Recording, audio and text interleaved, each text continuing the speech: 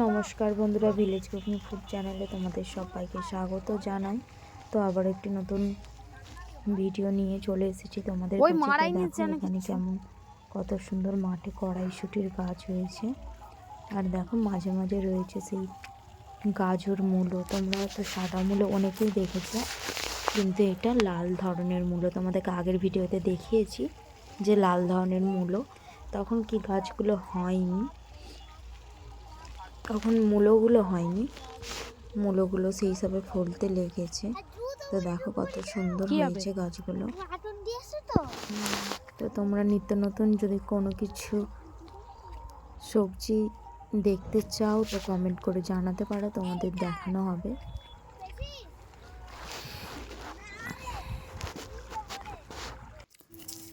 তো আজকে রান্নার মেনু দেখো, এখানে শাটিং মাছ নিয়েছি। তোমাদের ওখানে এই মাছকে কী নামে ডাকা হয় কমেন্ট করে জানাও।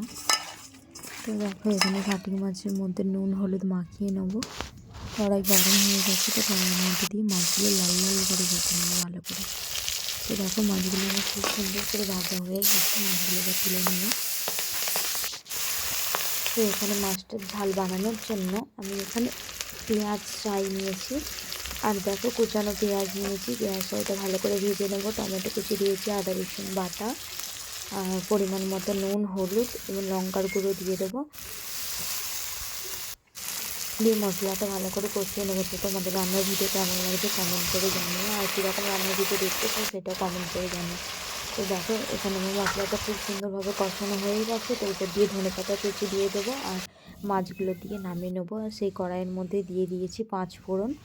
তো দেখো এখানে আমি করলাগুলো প্রথম ভেজে নেবো। করলাগুলো দেখো আমার খুব সুন্দরভাবে কড়া করে ভাজা হয়ে গেছে। এখানে মাছের মাথাটা ভেজে নিয়েছি। আর এখানে দেখো চচ্চড়ি বানানোর জন্য আমি প্রথমে শিমগুলোকে একটু ভেজে নেবো ভালো করে, নাহলে শিমের একটা কাঁচা গন্ধ রয়ে যায়। তো শিমগুলো আমার ভাজা হয়ে গেছে। এখানে নোটের শাক নিয়েছি, নোটের শাকটাও আমি সুন্দর করে ভেজে নেবো। আর এখানে দেখো আলু মূলো আর বেগুন সমস্ত সবজি কেটে নিয়েছি। এখানে সেই তেলের মধ্যে কুমড়োর শাক কেটে নিয়েছি, সমস্ত কিছু সেই সবজিগুলো দিয়ে দেবো। পরিমাণ মতো নুন, পরিমাণ মতো হলুদ গুঁড়ো, পরিমাণ মতো লঙ্কার গুঁড়ো দিয়ে কষিয়ে নেব।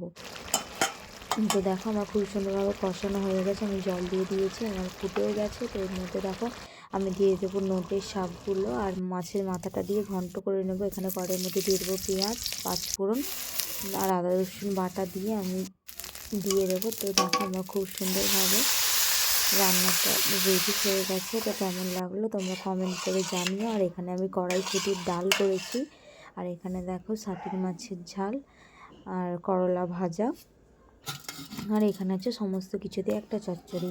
কে কে খামারে কমেন্ট করে জানিও, আর কেমন লাগলো কমেন্ট করে জানিও। সবাইকে ধন্যবাদ।